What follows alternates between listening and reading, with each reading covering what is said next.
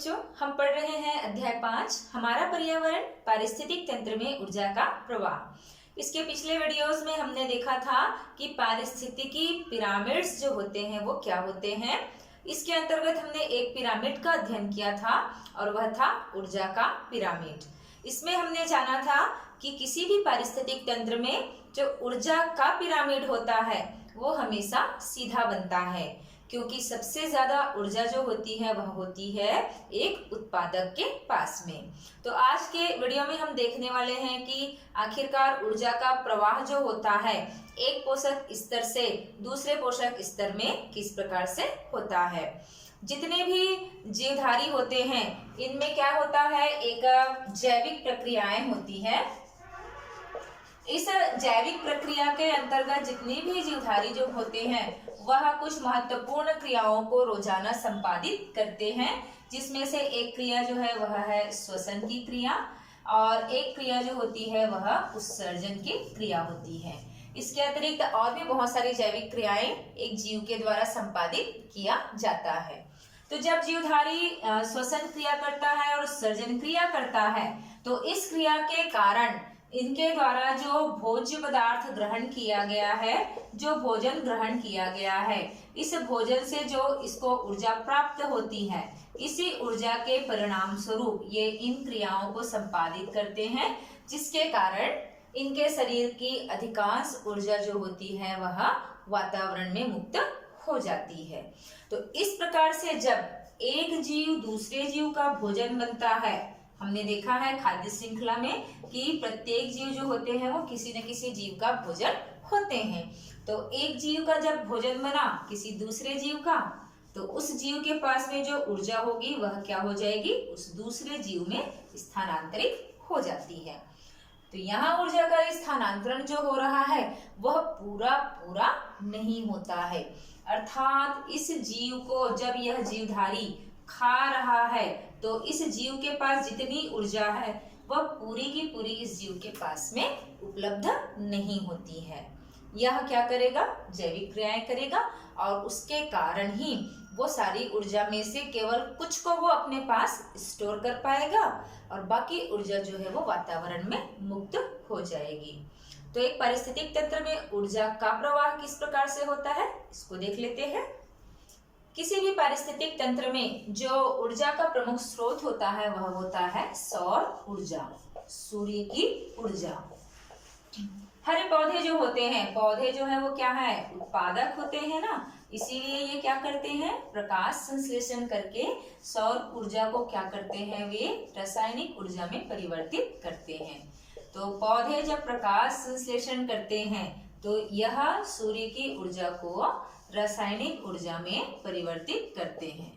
तो जितना भी सौर ऊर्जा इनको प्राप्त हुआ होगा, जितना भी एक सूर्य जो होता है उससे जितनी भी प्रकाश किरणें पृथ्वी पर आती है उसमें से 90% जो होती है वो वापस चली जाती है।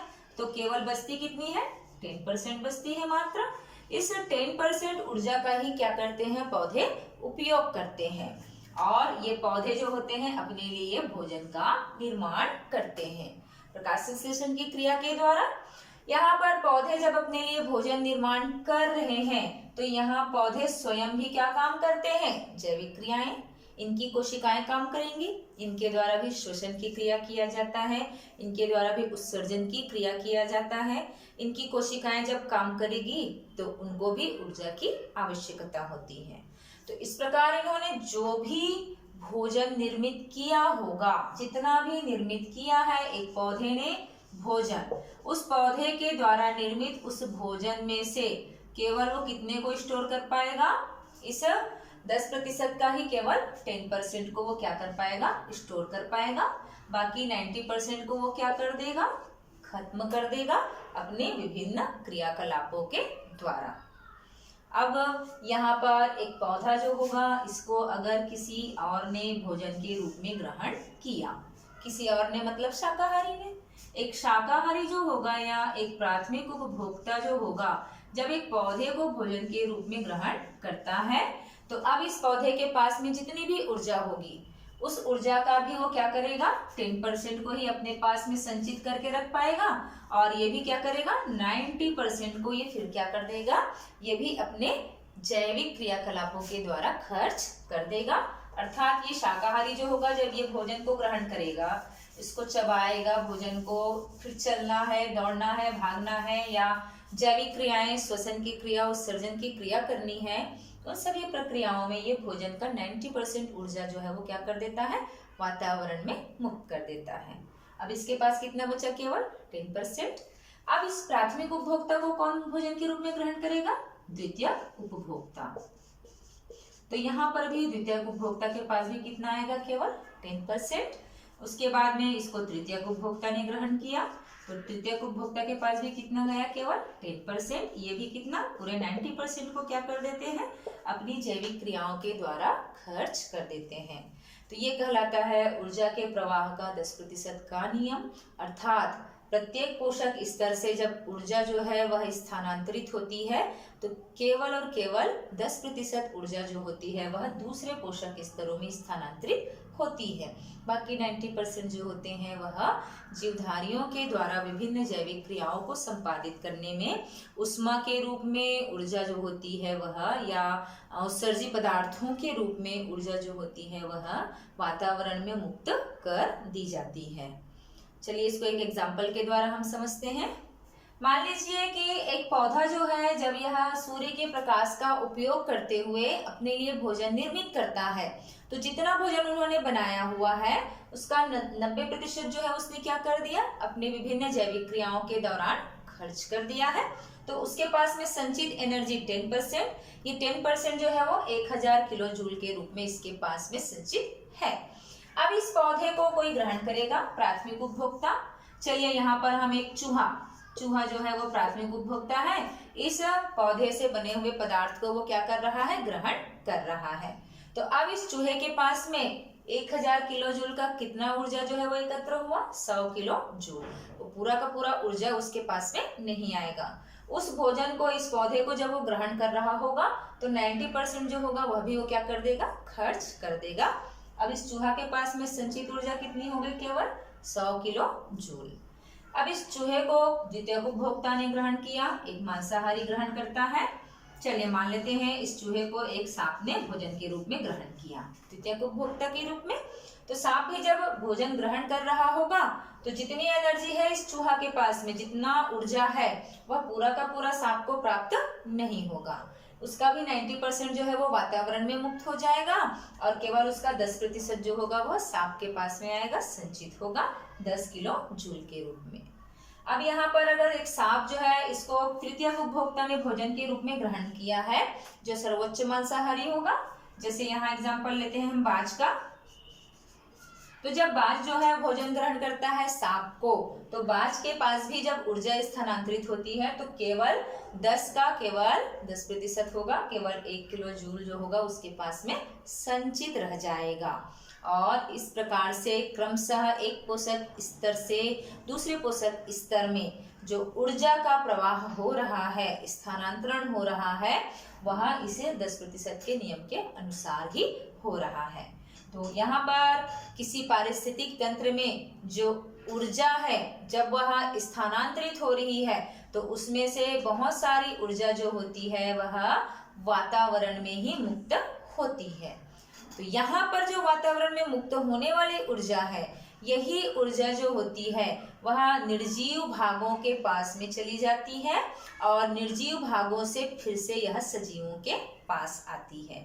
तो यहाँ पर क्या हो रहा है, पदार्थों का चक्रण होता है।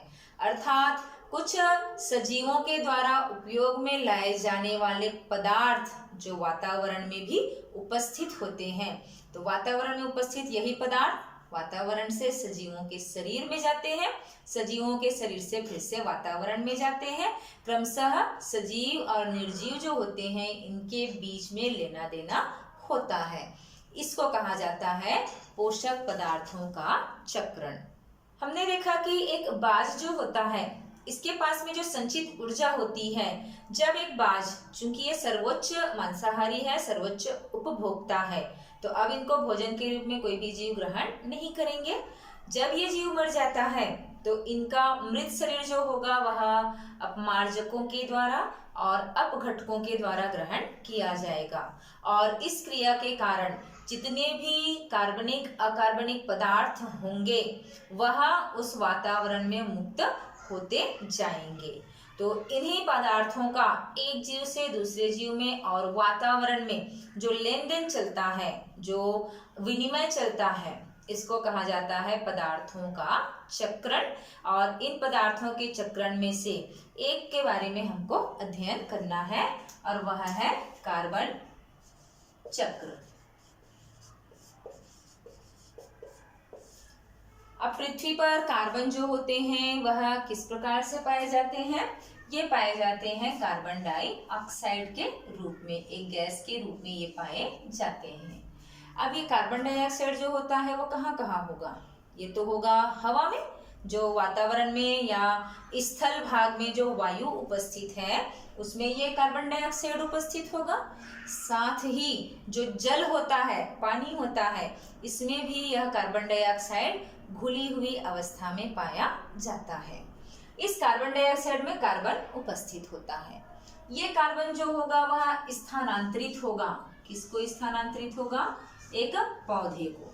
क्यों? क्योंकि पादप जो होते हैं जब ये प्रकाश संश्लेषण करते हैं तो ये क्या करते हैं? कार्बन डाइऑक्साइड को ग्रहण करते हैं। तो यहाँ क्रमशः इस प्रकार से इनका लेन देन होगा। ये प्रकाश संश्लेषण की क्रिया के लिए कार्बन डाइऑक्साइड को ग्रहण कर लेंगे और जब पौधे श्वसन की क्रिया करते हैं तो ये भी क्या करते हैं? कार्बन डाइऑक्साइड को त्यागते हैं। तो इस प्रकार से क्रमशः एक पादप जो होगा, एक तरफ तो वो कार्बन डाइऑक्साइड ग्रहण कर रहा है, दूसरी तरफ वो वातावरण में त्याग भी रहा है। तो यहाँ वायुमंडल में उपस्थित कार्बन डाइऑक्साइड जो है वह किसके पास चली गई है? फिलहाल पौधों के पास, और उसका कुछ हिस्सा फिर से वायुमंडल में वापस आ गया। एक पादप को भोजन के रूप में कौन ग्रहण करते हैं? जंतु भोजन के रूप में ग्रहण करते हैं। तो इस पादप के पास में जो कार्बन होगा वो किसके पास स्थानांतरित हो गया? एक जंतु के शरीर में स्थानांतरित हो गया। एक जंतु जो होता है यह भी क्या क्रिया करता है? श्वसन की क्रिया करता है, और ये भी क्या कर रहा है? श्वसन की क्रिया में कार्बन डाइऑक्साइड को त्याग देता है। यहाँ पर जब एक पादप किसी का भोजन नहीं बनता है और एक जंतु जो होते हैं यह मृत हो जाते हैं, दोनों के दोनों, तो मृत होने के पश्चात में क्या होता है? इनके शरीर में जो भी अपघटक होंगे वो क्या करेंगे? इनके शरीर में उपस्थित जितने भी कार्बन होंगे उनका वो क्या करेंगे? अपघटन करेंगे, और इस अपघटन की प्रक्रिया में ये कार्बन को वातावरण में मुक्त कर देते हैं। यहाँ पर ये जंतु और पादप जो होते हैं जब ये मृत हो जाते हैं तो इनके मृत होने से ये पादप और जंतु का शरीर जो होता है वह निर्मित हो जाता है क्या? जीवाश्म ईंधन के रूप में। ये जीवाश्म में परिवर्तित हो जाते हैं। तो जीवाश्म से क्या बनता है? जीवाश्म ईंधन बनता है। जैसे कोयला है या पेट्रोलियम है या डीजल है, ये इस प्रकार के जीवाश्म ईंधन बनते हैं। जब इन जीवाश्म ईंधनों का दहन होता है तब भी वातावरण में क्या मुक्त होगा? कार्बन डाइऑक्साइड मुक्त होता है। तो वायुमंडल में कार्बन डाइऑक्साइड कहाँ से आ रहा है और किन किन जीवधारियों के द्वारा फिर से उसको ग्रहण किया जा रहा है? तो ये पूरी प्रक्रियाएं जो होती हैं वह वही क्या कहलाती है? कार्बन चक्र कहलाती है। इसमें से कुछ कार्बन जो होते हैं वह चट्टानों के द्वारा किसी और पदार्थ को, जैसे चूना पत्थर है, इनको निर्मित करने के लिए उपयोग में लाया जाता है। और भी कार्बन डाइऑक्साइड जो होते हैं वो मुक्त होते हैं। तो ज्वालामुखी क्रियाएं जो होती हैं, इन ज्वालामुखी क्रियाओं से वायुमंडल में कार्बन जो होती है वो कार्बन डाइऑक्साइड के रूप में क्या हो जाती है? मुक्त होती है। गैस जो है वो मुक्त होती है। तो इस प्रकार से क्रमशः किसी एक पोषक तत्व का सजीवों के शरीर से, सजीव जो है उसको ग्रहण कर रहे हैं, सजीवों के शरीर से यह वातावरण में मुक्त होता है और वातावरण से पुनः यह सजीवों के शरीर में आता है। इस प्रकार से इनके बीच में जो चक्र चलता है वो कहलाता है पोषक पदार्थों का चक्रण। और इसके अंतर्गत हमने क्या देख लिया? कार्बन चक्र को देख लिया है। किसी भी पारिस्थितिक तंत्र में मनुष्य जो होती है इनका ज्यादा हस्तक्षेप हो जाए तो वह पारिस्थितिक तंत्र बहुत ज्यादा मात्रा में प्रभावित हो जाता है। अगर हम यहीं की बात करें तो हम मनुष्य इस जीवाश्म ईंधन को इतना ज्यादा मात्रा में उपयोग में लाते हैं कि इनके द्वारा जो कार्बन डाइऑक्साइड उत्पन्न हो रहा है यह वातावरण में अधिक मात्रा में, जितनी मात्रा एक वायुमंडल में होनी चाहिए इसकी, उससे भी ज्यादा मात्रा में ये कार्बन डाइऑक्साइड वातावरण में उत्पन्न हो रहा है। तो कहीं ना कहीं इसके कारण पर्यावरण का प्रभाव पड़ रहा है। वातावरण या पर्यावरण का तापमान बढ़ता जा रहा है, वैश्विक तापीकरण की प्रक्रिया हो रही है। तो कहीं ना कहीं मनुष्य की क्रियाएं जो होती हैं वो पारिस्थितिक तंत्र को प्रभावित करती ही है। जैसे एक और उदाहरण हम देखें तो धान का खेत एक पारिस्थितिक तंत्र है।